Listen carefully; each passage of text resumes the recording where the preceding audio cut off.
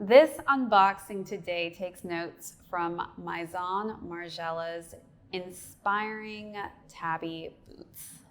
I'll give you guys a second to take a guess.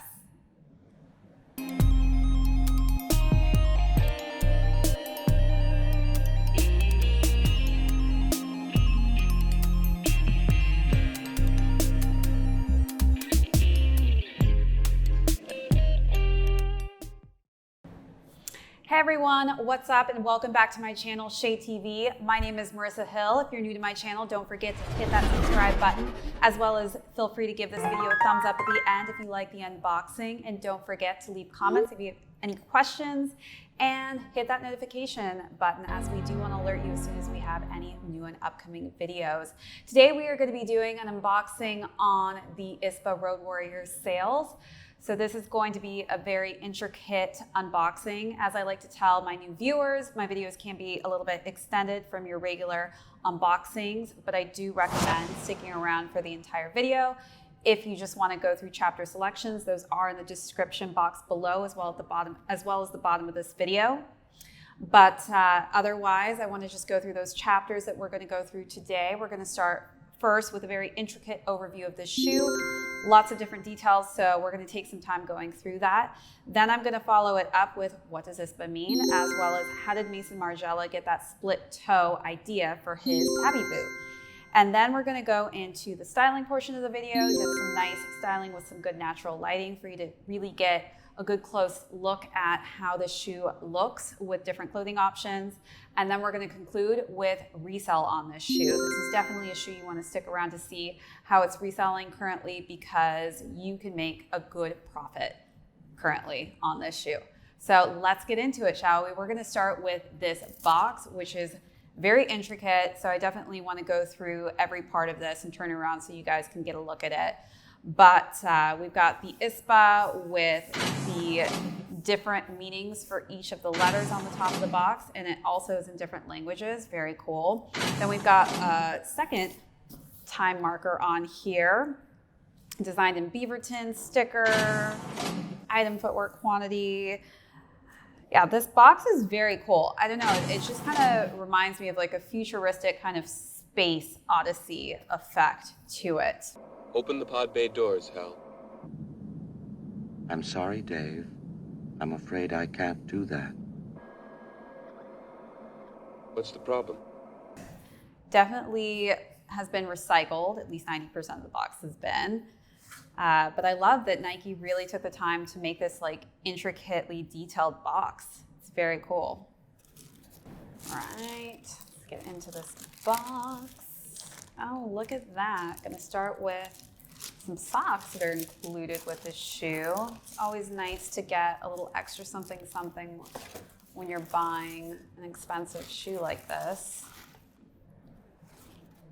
Close this up. Wow, everyone, I hope you guys are all seeing what I'm seeing right now. There's a lot going on. I'm just gonna start with the socks so that we can take a look at these.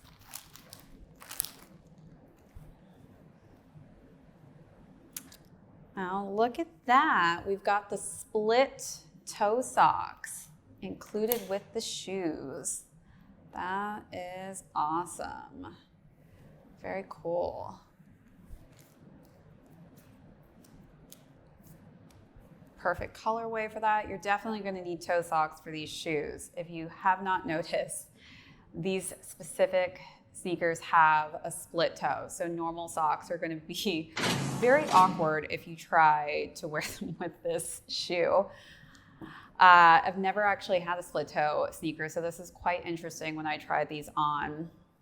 So as I'm going to go through this shoe, I want to talk kind of a little bit about the background. So the Road Warrior scavenges innovation from many different places. So we've got basketball inspiration, training inspiration, running inspiration, outdoor apparel inspiration. This shoe is just a multitude of different things that Nike has basically taken in all different directions and put into one.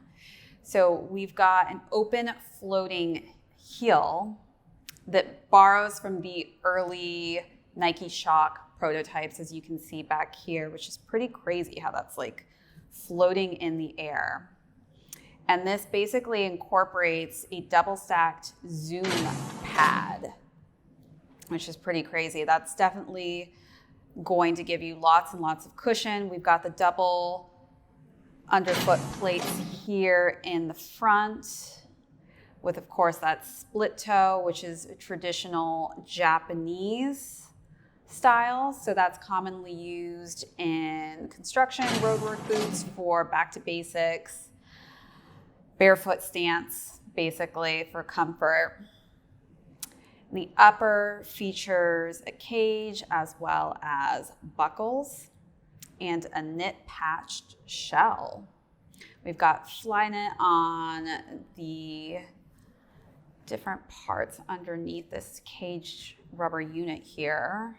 So definitely going to get a lot of breathability, as I'm seeing a lot of perforation going on the lateral and medial side of this shoe. So this specific shoe was designed with the intention for it to be in urban environments. And I'm definitely kind of getting some urban futuristic vibes with this.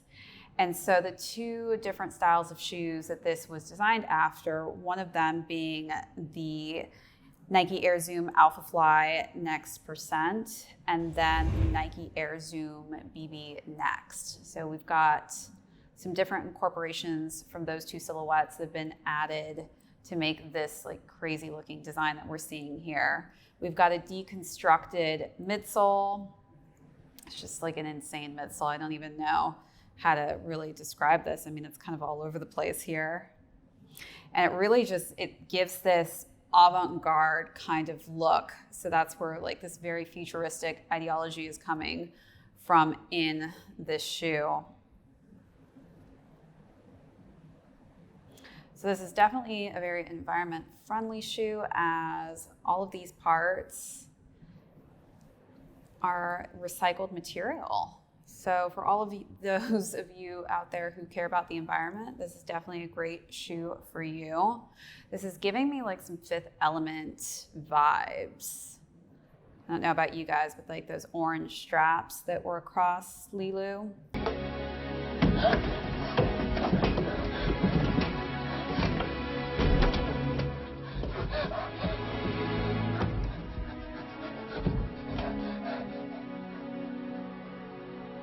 We've got the same thing going on here, but in yellow. This also has a new binding system for a more secure fit. So this shoe is definitely going to be very secure on your foot when you stick your foot inside of it. I'm loving the different colors. I mean, on the Flyknit, we've got this orange and it's like kind of a beige. And then it's mixed with this kind of denim blue color. Then we've got like this beautiful, just kind of neon yellow that's incorporated in it. And then I'm looking at the outsole, definitely taking from the waffle outsole that we've seen on other Nike shoes.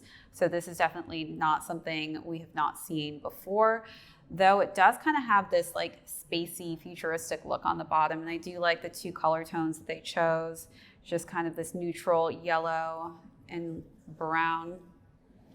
Really works.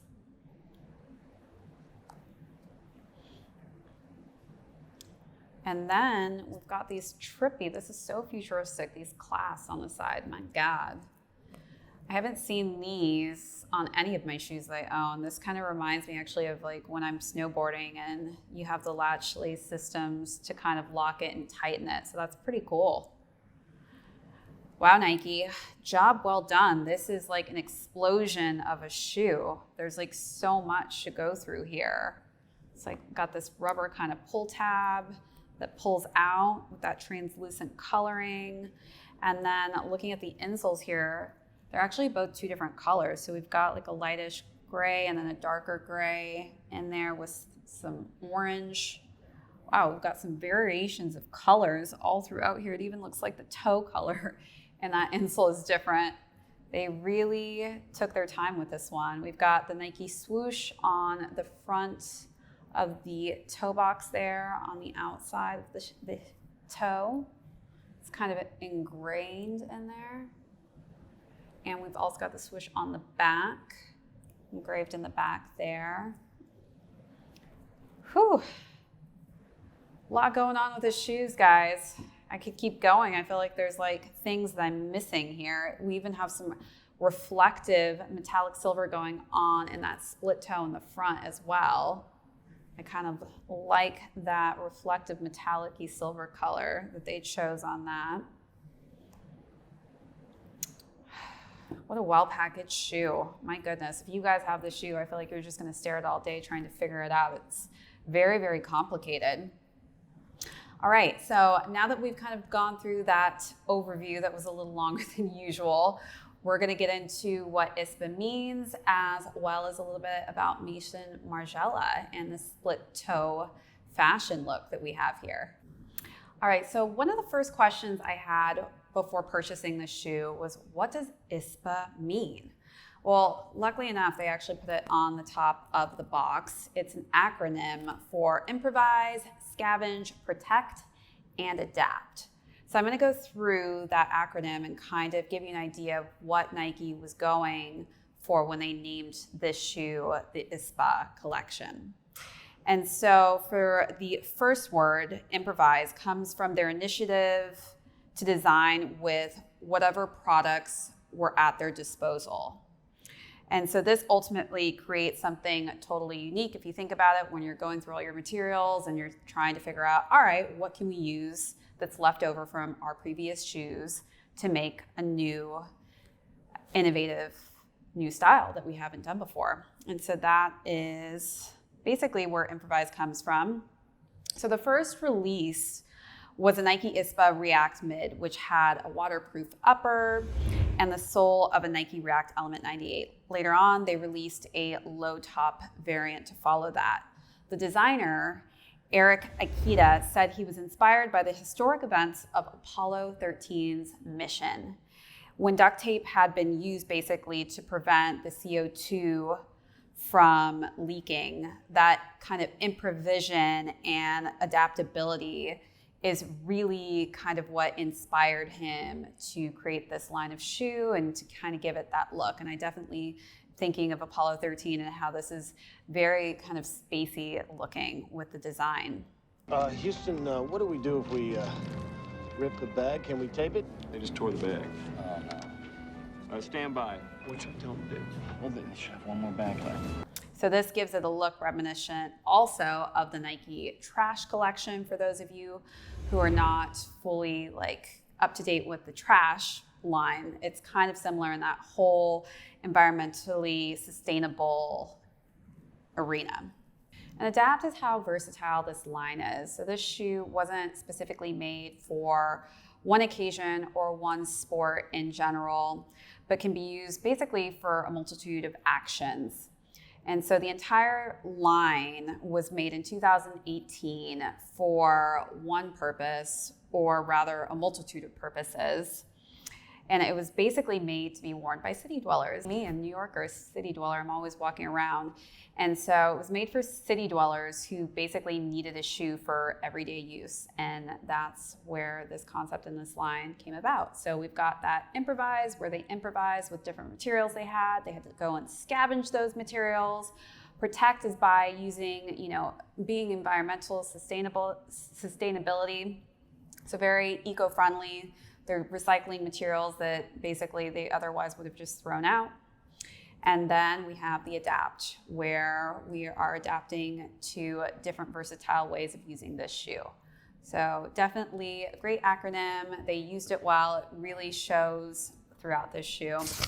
All right, let's get into Martin Margiela and how this shoe kind of encapsulates his Tabi boot. So the Tabi dates back to the early 15th century, long time ago. And basically the Tabi sock was created for those in the country that traditionally wore kimonos as well as sandals that worked well with the Tabi sock.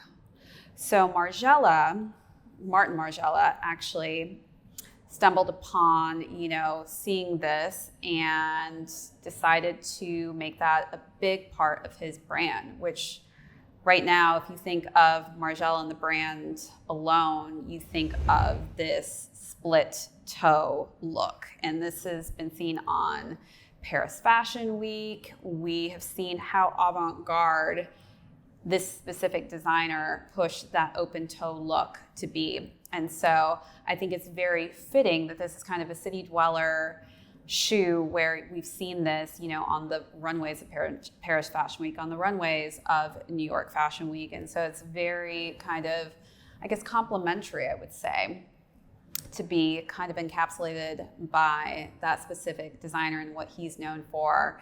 And it's just a very interesting take to see this like super high-end fashion designer's, concept to be seen on just a casual sneaker like this. All right, so now that we're already talking about fashion, why don't we just jump right into styling? So as many of you know, this specific ISPA shoe, actually, when it came out, there was also a clothing collection. I unfortunately did not purchase the clothes to go with the shoe. If I did, that would have been a dope styling portion. But instead, like most people, you probably aren't going to buy the sneakers as well as the entire clothing collection. So I kind of gave you my take on how I would style this specific shoe. So the first look that I styled it with was actually a 3-tone tie-dye maxi dress. And the thing I liked about this specific dress is that it has these orange and blue and gray tones, which actually are the same colors that I saw in the coloring scheme on this specific silhouette. And so I think that even though this is an athletic shoe, you can definitely still wear this and rock this with a nice, comfortable maxi dress. Next up, I chose just an athletic look because these are definitely shoes that you can go on a run with. You can be athletic in them. And so, of course, as you guys know, I have to have an all black outfit in some of my videos. I only work in black, and sometimes very, very dark gray. So I've got just a simple black sports bra paired with some simple black shorts. I think obviously these shoes are very vibrant colors. So if you want to have a more subdued colorway, that look is for you. And last but not least, I paired it with a beige romper. I feel like these are some great, just neutral summery colors right now. And I'm definitely into neutral beige tones for the summer, kind of a cooler tone. And so these shoes have, this kind of great beigey creaminess to them. And so I think they paired very well with that beige romper. And it's just kind of more of a lifestyle look. So even if you're not planning on wearing these in the city, I think that you can take this out on vacation and wear it with, more of a lifestyle look of a romper. All right, so that was the 3 styles for today. Now we're gonna move on and conclude with the resale on these shoes. So as you guys know, this shoe retailed for $500. Oh my God, breaking my bank. These were some expensive shoes. As you guys can see, they're very intricate. So with the quality and the amount of materials that were added to this, it kind of, I guess, makes sense. I don't know, I guess in my mind, I have to make it make sense because that was a lot of money that I put down for these shoes. So let's get into how much these are going for. Currently, I'm gonna talk a little bit about my sizing. So these actually fit true to size. I ordered these in a 7.5, which is equivalent to a woman's 9. And the base sizes are not doing as well as the bigger men's sizes, but hey, you can still make some money on my size range, which is great. So the base sizes currently from size 5 to around size 10 are going from $698 to $740. And then those larger sizes from size 10 to 14 are then going on the lower end of $700 to $1,100. So if you did get these in those larger sizes, you're gonna make a pretty penny or two on reselling these shoes. If you're looking to actually purchase these because you weren't able to get them for retail, you're definitely going to be spending a little bit higher of a margin compared to that $500. but depending on your size, it may not be too much over, but I still think they're pretty pricey right now. I don't know if I'd be willing to spend around $700 on these shoes.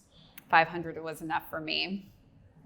All right, so that was the resale for this. As I like to mention, we do have links below. So if you are interested in purchasing these shoes, we do have StockX links in the description below. If you do click on those links, as I do like to mention, it does help the channel, it does help support us and helps us grow faster. So hit those links if you're interested in purchasing these shoes. So thanks again, guys, for joining me for another unboxing. We've got a lot of heat coming out for you in this coming week, so stay tuned for that. Don't forget, everyone, to hit that subscribe button, as well as give this video a thumbs up at the end. If you have any questions on this shoe, I know this is a very intricate shoe, please feel free to hit me up in the comment box, as well as hit that notification, because we have, like I said, some great videos that are going to be coming out. So we want to alert you when those do. Until next time, guys, this is ShadeTV. My name is Marissa Hill. We'll catch you on the next video.